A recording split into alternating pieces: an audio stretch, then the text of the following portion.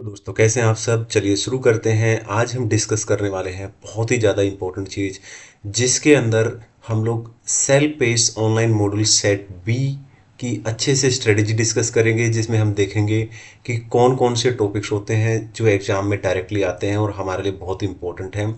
इतना तो हमें करके जाना ही पड़ेगा, ठीक है। और अगर आप इतना कर लेते हो तो 60+ नंबर तो आपके मिनिमम हैं, ठीक है। अदरवाइज बहुत सारे लोगों के 80+ नंबर तक इसमें आए हैं, ठीक है।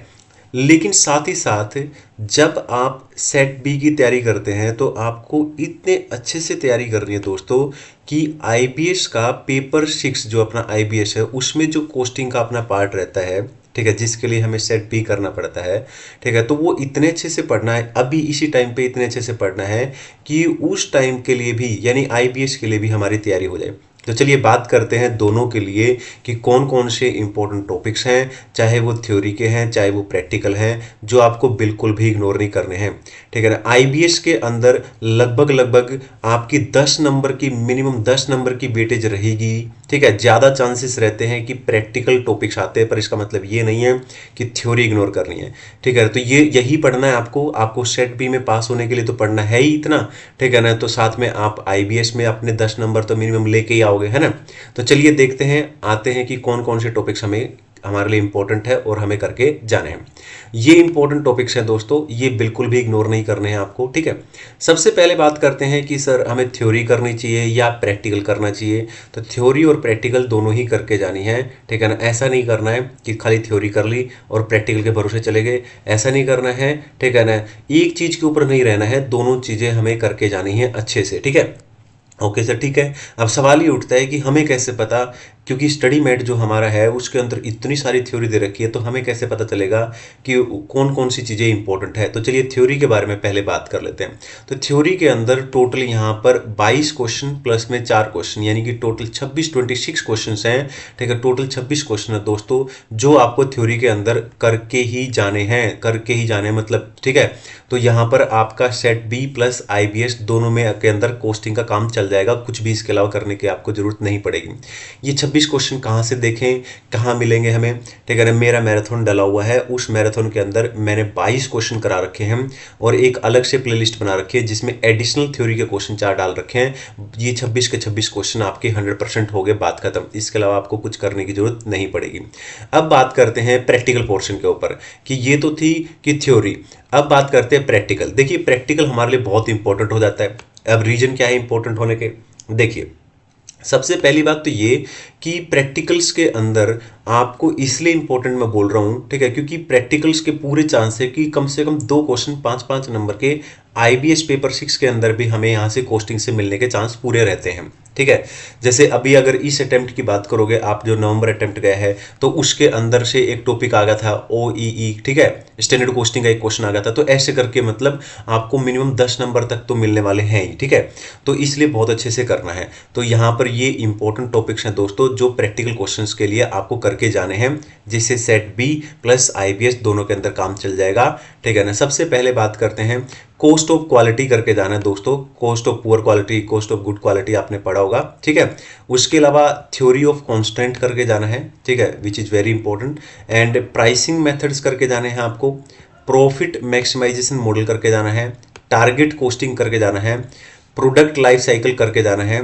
और ये बहुत ज़्यादा इंपॉर्टेंट है दोस्तों, इसको मार्क कर लो। बहुत बहुत मतलब इंपॉर्टेंट ही बता रहा हूँ सारे के सारे, लेकिन कहे ना कि इंपॉर्टेंट में से भी सबसे ज़्यादा इंपॉर्टेंट की अगर मैं बात करूँ तो आरओआई, आरआई और ईवीए का एक क्वेश्चन तो एग्जाम में हर दूसरे बच्चों को आपको देखने को मिलेगा, ठीक है ना। आपके अटेम्प्ट में भी एक क्वेश्चन इनमें से आएगा, ठीक है। और वेटेज काफ़ी अच्छी रहेगी, 10 से 12 नंबर तक का क्वेश्चन आ सकता है सेट बी के अंदर, ठीक है। ट्रांसफर प्राइसिंग का क्वेश्चन हमेशा मिलेगा सेट बी के अंदर आपको, ठीक है ना। और टीपीएम, टीपीएम के अंदर एक कॉन्सेप्ट होता है ना, वो ओईई वाला अपना याद होगा आपको, है ना। और वो आप बहुत अच्छे से करके जाना है, ठीक है ना, क्योंकि ये जो टॉपिक मैं बता रहा हूँ ना, ये वाला क्वेश्चन देखो ओईई, ये मैंने करा भी रखा है सेट बी के लिए, ठीक है। जिन्होंने सेट बी मेरे मैराथन से किया होगा, ठीक है, जो मैंने थ्योरी के क्वेश्चन भर कराए थे, जो प्रैक्टिकल क्वेश्चन कराए थे, उन्होंने तुरंत ये समझ में आया होगा कि हाँ ये क्वेश्चन तो आ रखा है, और उन्होंने अभी भी आईबीएस नवंबर अटेम्प्ट के लिए भी उन्होंने अच्छे से कर लिया होगा ना। तो स्टैंडर्ड कोस्टिंग, स्टैंडर्ड कोस्टिंग बिल्कुल इग्नोर नहीं करना दोस्तों, ठीक है ना। स्टैंडर्ड कोस्टिंग बहुत सारे लोग इग्नोर कर देते हैं, ठीक है। और इसको आपको बिल्कुल नहीं छोड़ के जाना। इसका रीजन बताता हूँ। देखो, स्टैंडर्ड कोस्टिंग के अंदर पहली बात तो ना, पहले तो होता था कि बहुत ज़्यादा डिटेल में पूछते थे, बहुत कुछ पूछते थे। अब इतना कुछ रहा नहीं है, वो बिल्कुल बेसिक्स नॉर्मल चीज़ें आपसे पूछेंगे, ठीक है।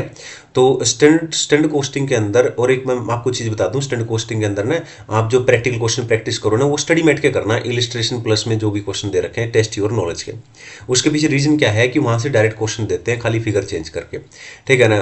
और ये आईबीएस के अंदर भी आपको 5 नंबर दिलाएगा, ठीक है ना। और स्टैंडर्ड कोस्टिंग कम से कम 8 से 10 नंबर, 8 नंबर का तो हमेशा ही क्वेश्चन आएगा, वरना 10 नंबर तक का भी आ सकता है। तो कुल मिला के 15 नंबर का ये चैप्टर है, ठीक है। 5 नंबर आईबीएस में दिलाएगा ये आपको, ठीक है ना, और लगभग 10 नंबर आपके यहाँ पे दिलाएगा। तो ये है इंपॉर्टेंट टॉपिक्स, ठीक है। अगर आप अभी अटेम्प्ट देने जा रहे हैं 25, ठीक है, मई 25 अटेम्प्ट देने जा रहे हैं, और उसके अंदर आईबीएस के लिए सोच रहे हो कोस्टिंग में क्या पढ़ना है क्या नहीं पढ़ना है, क्योंकि स्पेशली आईबीएस के लिए इतने सारे सब्जेक्ट होते हैं, तो हमें पता ही नहीं होता है कि कौन कौन सी चीज़ें पढ़नी चाहिए, ठीक है। तो जो चीज़ें मैं आपको बता रहा हूँ, ठीक है, ये अपने पर्सनल एक्सपीरियंस से बता रहा हूँ, और आपको ये करना दोस्तों, ठीक है ना। आई होप ये स्ट्रेटेजी आपके बहुत अच्छे से काम आएगी, और बहुत ज़्यादा आपको इससे हेल्प मिलने वाली है, सब कुछ इसी में से आपको मिलेगा, ठीक है।